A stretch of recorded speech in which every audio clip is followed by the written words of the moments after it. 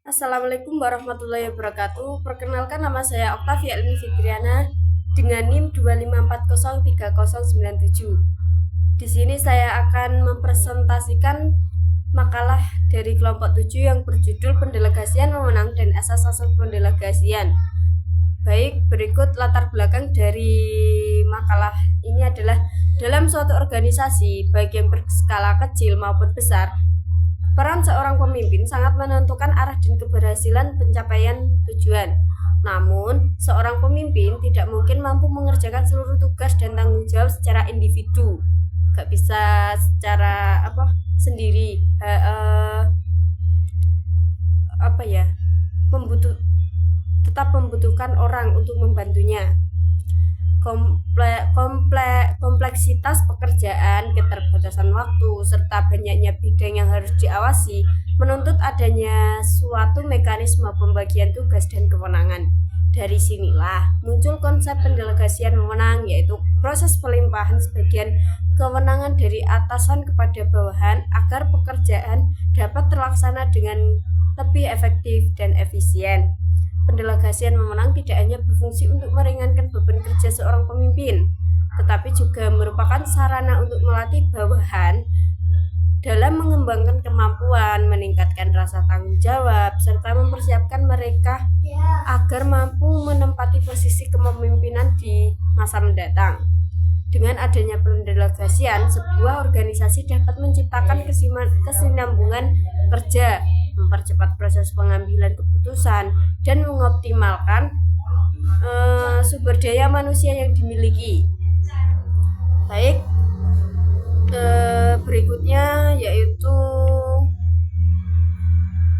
pengertian pendelegasian wewenang. Delegasi merupakan sesuatu yang sangat penting dan vital dalam organisasi. Manajer perlu melakukan pendelegasian wewenang dan koordinasi agar mereka bisa menjalankan operasi manajemen dengan baik. Selain itu, pendelegasian wewenang adalah konsekuensi logis dari semakin besarnya organisasi. Bila seorang manajer tidak mau mendelegasikan wewenang, maka sesungguhnya organisasi itu tidak butuh siapa-siapa selain dirinya sendiri. Bila seorang manajer menghadapi banyak pekerjaan yang tidak dapat diselesaikan oleh satu orang, maka manajer tersebut perlu melakukan delegasi. Pendelegasian dilakukan agar manajer dapat mengembangkan bawahan untuk memperkuat organisasi, terutama di saat terjadi perubahan susunan manajer. Mendelegasikan harus memberikan otoritas pada orang lain, namun sebenarnya tidak kehilangan otoritas orisinilnya. Ini yang sering dikhawatirkan oleh banyak orang. Mereka takut bila mereka melakukan delegasi, maka kehilangan wewenang. Padahal tidak, karena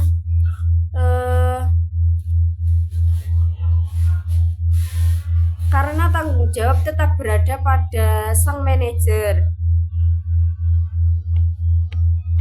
Yang selanjutnya yaitu manfaat pendelegasian.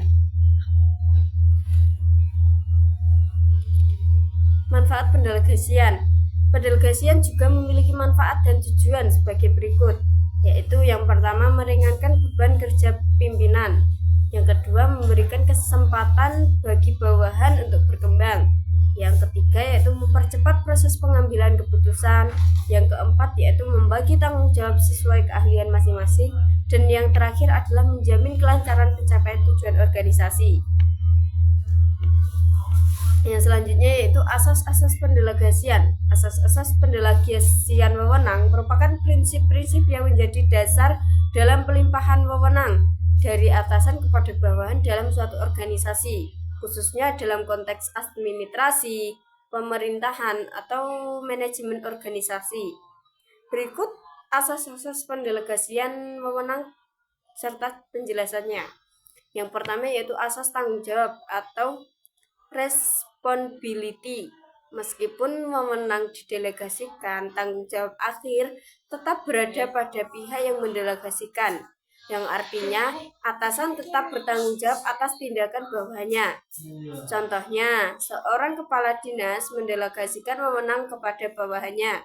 Namun, jika terjadi kesalahan, kepala dinas tetap harus bertanggung jawab. Yang kedua yaitu asas kewenangan atau authority.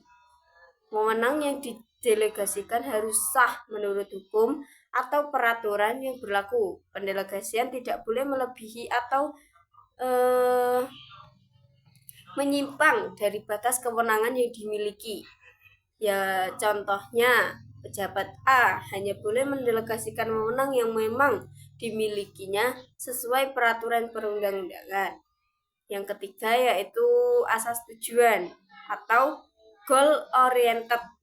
Pendelegasian harus dilakukan untuk mencapai tujuan organisasi atau instansi, bukan untuk kepentingan pribadi.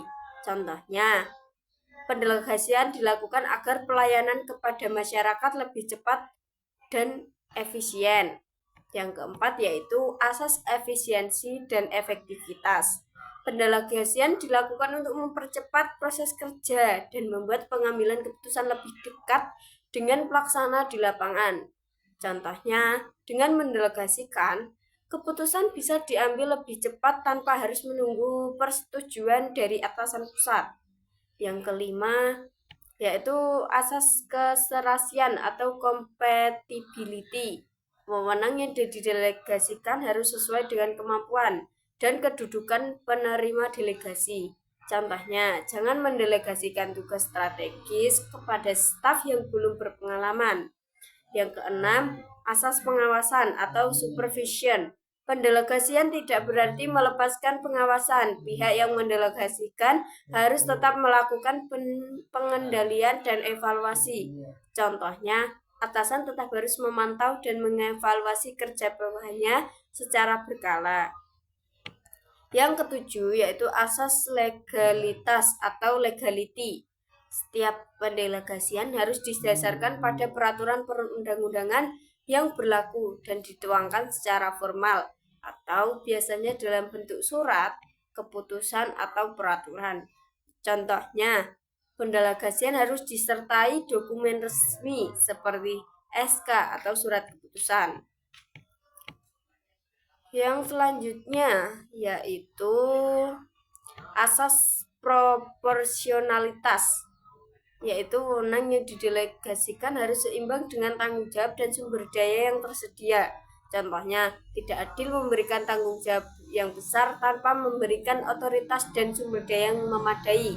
Yang kesembilan yaitu asas kepercayaan atau truth. Pendelegasian mencerminkan kepercayaan dari atasan kepada bawahan bahwa ia mampu menjalankan tugas tersebut. Contohnya, atasan memilih bawahannya karena ia yakin bisa menyelesaikan tugas yang diberikan dengan baik. Dan yang terakhir yaitu asas-asas kemutlakan tanggung jawab, yaitu prinsip-prinsip dasar yang menjelaskan mengapa seorang bisa dianggap bertanggung jawab secara mutlak atau tanpa perlu pembuktian kesalahan atas suatu perbuatan atau akibat hukum tertentu. Baik, kesimpulan dari makalah kali ini adalah pendelegasian wewenang merupakan suatu proses strategis yang tidak dapat dipisahkan dari dinamika manajemen organisasi maupun penyelenggaraan pemerintahan. Melalui pendelegasian, pemegang otoritas utama memberikan sebagian wewenang kepada pihak lain untuk melaksanakan tugas tertentu dengan tetap berada dalam kerangka tanggung jawab yang melekat pada pemberi wewenang. Hal ini menunjukkan bahwa pendelegasian bukan sekedar pelimpahan kekuasaan, melainkan sebuah upaya untuk menciptakan efektivitas, efisiensi, dan pemerataan beban kerja dalam mencapai tujuan bersama.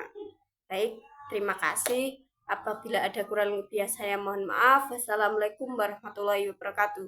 Bye-bye.